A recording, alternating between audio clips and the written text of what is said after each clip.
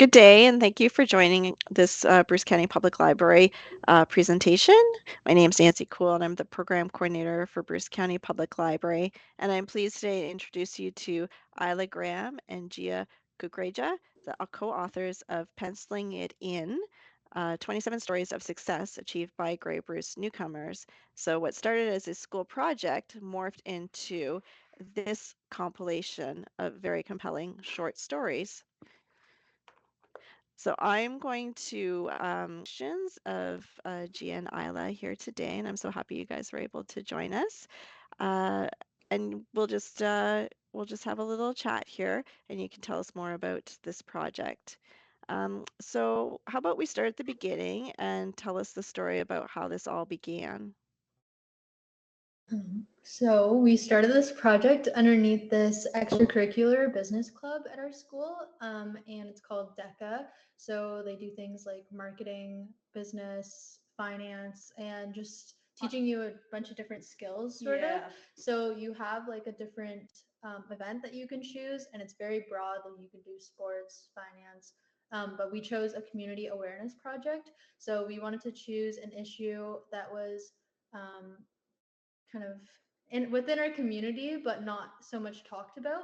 So that's when we chose um, kind of bringing awareness to newcomers coming to this area because we are a very low population of visible minorities. So it's something that's not really talked about. And then we brought in the idea of a pencil and how everyone has their own story that they can write about, and they've all come from somewhere different. Yeah. So, Yeah, the name itself we came up with, I think, when we were back in grade 11. Again, for the same business club, we were competing in another category, and everything like that we worked for that specific event kind of carried over to this last year's grade 12s penciling it in. Mhm.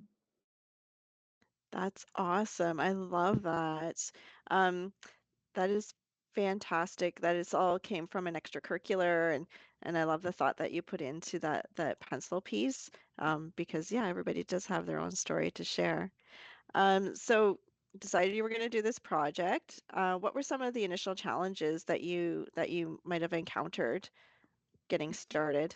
So just kind of letting others know that we had started this project and we were looking for people who were interested in being interviewed.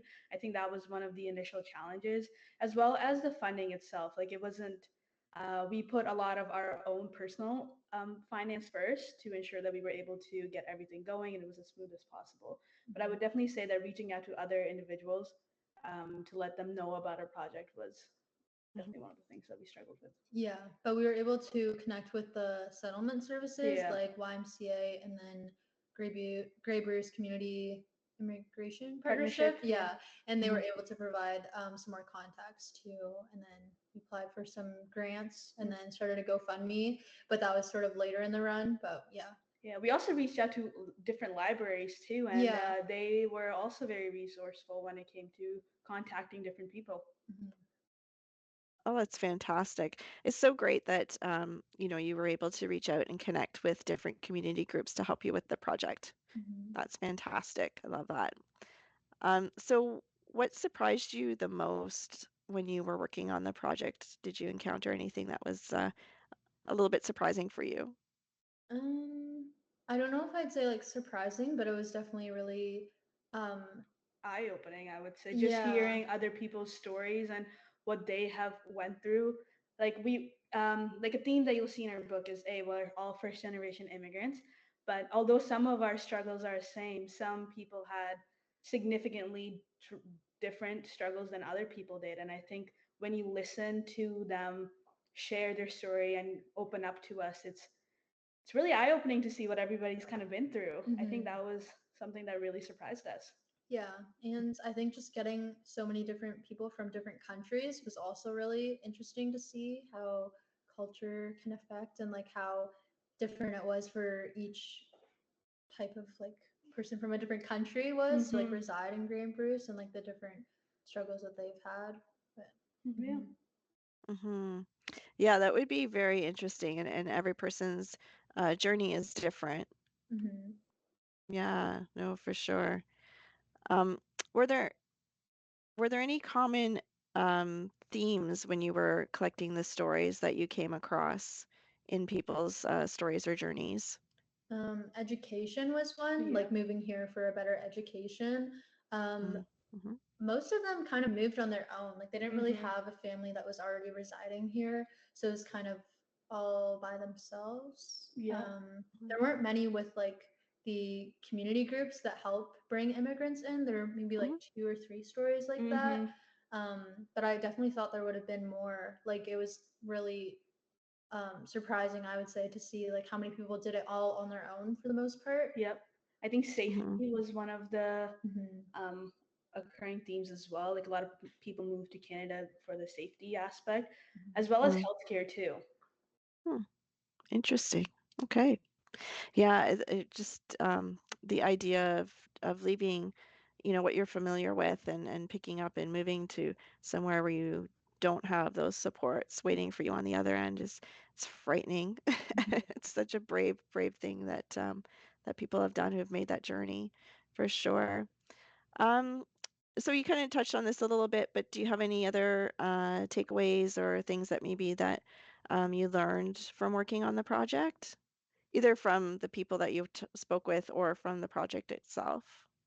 Well, I think in terms of like the administrative side of the project, I think we've definitely learned to like fine tune our time management skills with school extracurriculars and the book itself. I think that's one of the skills that will come extremely handy when we go off to post-secondary schooling. Mhm. Mhm. And I guess just I would say that our perspective has changed for a lot of different things too. Like you'll see that people in our book have struggled and but they have persevered. So I think that at least for me that it has definitely given us like a new perspective on how to approach things that are just hard. Mhm. Yeah, Mhm. yeah, no, I definitely agree. It was really inspirational, and just Yeah. hearing people be so vulnerable with sharing their like entire life story was like an experience that not everybody gets to hear or experience themselves. So Mhm. yeah, just being able to connect with even just the community itself, like seeing how like such a small community has so much support too.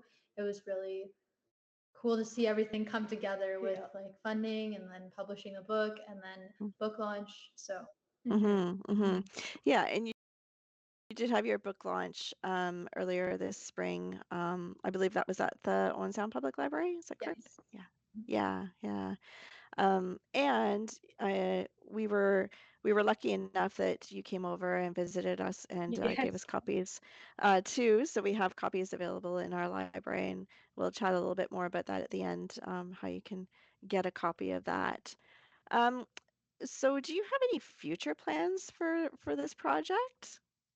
Currently it's kind of slowed down. Yeah. So we are still like distributing books. Like different school Mhm. boards have asked like to purchase copies. So Nice. we're kind of just collecting the proceeds and then we'll donate them back to newcomer services, which we've already started to do. But it'll Mhm. pretty much be like an ongoing project, Yeah. and then we'll just donate the funds Yeah. to newcomer services. Yeah, I agree. I think we've been asked to come set up our booths a few times. Like we were at the Waterfront Festival for like a few Oh, days. okay. And then like Alice said, we are still continuously like distributing our book. Mhm. Hmm. Hmm. No, that's fabulous. Um, and So, do you have any plans to maybe do more writing? Has it kind of sparked a desire to continue that creativity I think as of in right either of now, you? maybe not right now because of everything that's been going on, but Yeah. you never know. Like I wouldn't say that it's a no for sure, but maybe in the future Mm-hmm. you'll never know. Yeah, Yeah. yeah, because we're both off to school, so Yep. it'd be hard, but it would be interesting to kind of see the other perspective about why people decided to leave the area, maybe. Hmm. Like we've talked about that, but I don't know. Yeah. Yeah, we'd have to see, but Yeah, we even talked about Mm-hmm. comparing resources that are available in like bigger cities like Toronto and compared to Mm-hmm. Grey Bruce because most Mhm. people do Hmm. move away like bigger Hmm. cities. Yeah, no. Now you did mention earlier when we were speaking about how this was part of an after-school club, a business club. And I know that that you were able to travel as part of this project. Can you just tell us a little bit about that experience and what happened there? So we competed at provincials, which was in Toronto, and that was 2 or 3 days, I think. Yeah. Yeah. So we competed Mhm. our project there, and then from there we received like a provincial champion, which like allowed us to be applicable to move on to internationals, which is in Anaheim, California. So we were able to travel there, and our results probably weren't what we Yeah. hoped for, but it was still really interesting to take such a community project to such a bigger area and go international with it. So And internationals is super cool because in Ontario, when we're competing in provincials, we're all like against each other. Like we don't know anything about each other's projects. But when you go to internationals, like everybody in our category, we were helping each other, like constantly improve our presentation. I think we were making changes to our presentation probably like to up to the day of our competition. We were constantly changing things, and I think we Mhm. did our best. I Yeah. do think that we really did a great presentation when it came down to it, but the outcome just wasn't in our favor. Yeah. Well, it's such a great opportunity to be, ambassadors for your community, and for Ontario and this international competition. And kudos to you for doing that. And what an exciting opportunity to travel somewhere and present this project. Like that's just amazing. Like congratulations. So I think we'll wrap it up with just one more, just a fun question. So G, I'll start with you. I like to ask people um, what your favorite book is or what you're currently reading. Right now I'm not reading anything, but my favorite book. Oh, this is a tough question. I don't know what my favorite book is, but the series me into reading. Like when I was in grade 7, this was like the series that started like my reading journey. It was like the Lunar Mhm. Chronicles by Marissa Meyer. Like those were the books that Oh, like I think after that I bought so many books that it was yeah. I think that's where it started. That's where all started. I even gave credit to my grade 7 teacher in my story because I think if it wasn't for her, I wouldn't have started reading. Right? Oh, it's such a great series too. Good pick. And what about you, Isla? I'm currently, or I like a lot of romance books, but so I'm currently reading The Seven Husbands of Evelyn Hugo. Oh, what a good book. But I Oh. haven't yet to finish it, so no spoilers, but it's really good. I haven't been able to put it down, but I need to finish it somehow. But I think one of my favorite books was one that we read at school, which is Five Little Indians. Oh yeah. And by who is it by? Michelle Good. Michelle Good. Yep. It was a really Mhm, good book and mhm, followed 5 different children coming out of residential mhm, schools and like how their lives like have all changed, and yeah, That it was a was good really book. interesting. Yeah. yeah. No, that's fabulous. I love that. Very good. Thank you for answering the question. So we'll wrap it up for today. I just wanted to give everybody a little bit more information here. So, like I said before, you can find copies of Penciling It In at the Bruce County Public Library with several copies available. And also, if you wanted to read together as a group, we do have it as available as a book club kit. So you can just connect with your local library branch to uh, to obtain the kit or to get help placing a hold on one of the copies of the books. The local librarians in the branches will be happy to help you out. If you wanted to purchase a copy, they are available through the website associated with the book, which is pencilproject.ca, and they are through News Press Books is the publisher for them as well. So you can get it through either of those locations. And News Press Books has a website as well. And if you want to follow Isla and Gia, they do have an Instagram account, which is the Pencil Project 2023, and it's all lowercase together there. So you can find them on Instagram if you wanted to follow their journey there. So I want to thank Isla and Gila for coming today and taking time out of their very busy schedules. I know they're both holding down summer jobs and getting ready to go off to school in the fall. So we wish you all the best in those endeavors. And I just really appreciate taking a few moments today to talk with us.